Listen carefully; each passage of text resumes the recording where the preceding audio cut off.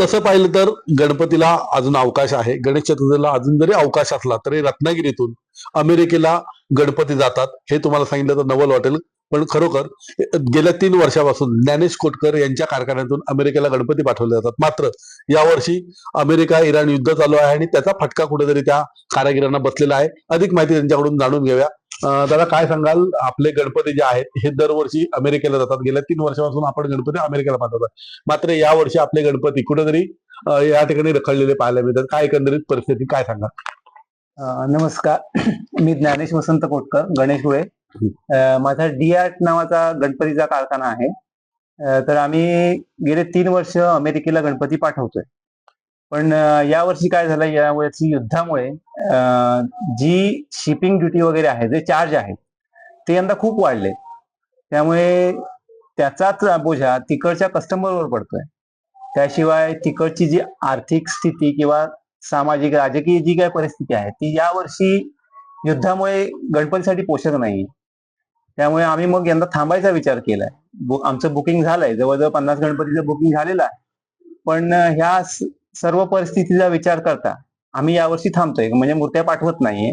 त्यामुळे जवळजवळ 1.5 ते 2 लाखाचं नुकसान झालंय. आणि कसं, जरी गणपती सप्टेंबर ऑक्टोबर मध्ये असले तरीही आमची ही अमेरिकेला जी पाठवायची लगबग असते ना, ती मार्च एंडिंग किंवा एप्रिल पासूनच चालू असते.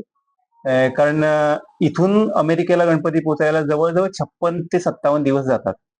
त्याशिवाय तिथे पोर्टवर उतरल्यानंतर पुढे बाय रोड 1300 किलोमीटर गणपती जातात.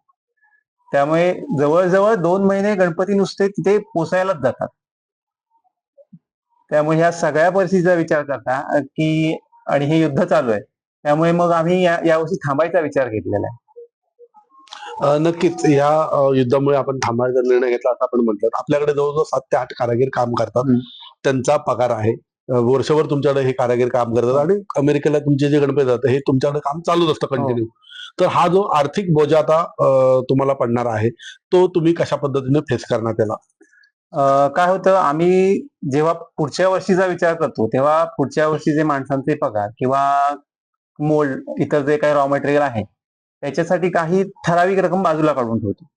पण ते यंदाच्या वर्षी ते फेस करू देऊ. त्या युद्धाच्या फटक्यामुळे जर यंदा तिकडचं पेमेंट आलं नाही तर यंदाला आमचं होईल, पण ह्याचा परिणाम पुढच्या वर्षी होईल. कारण पुढच्या वर्षी तो 1.5-2 लाखाचा बोजा पडणारच आहे. यंदाचा काही प्रॉब्लेम नाही, पण पुढच्या वर्षी थोडं घासाघीस होणार आहे. आता जो आपण म्हणालात की गणपती आता जात नाही, गणपती आता आपले हे तसेच रखडलेले आहेत, तिथल्या कस्टमरची काय भावना आहे किंवा काय एकंदरीत तुम्ही त्यांची परिस्थिती जाणून घेतलीत का? काय काय काय वाटतं? कस्टमरने दरवर्षीप्रमाणे बुकिंग केलं, पण मग विचार असा केला की जर ह्या स्टॅम्प ड्युटी किंवा ह्या ज्या बाकीच्या शिपिंग चार्ज, परत एक्सपोर्ट चार्ज, हे जे सगळे चार्ज आहेत ते वाढत आहेत, ते वाढून शेवटी त्याचा सगळा परिणाम कस्टमरवरच पडणार आहे.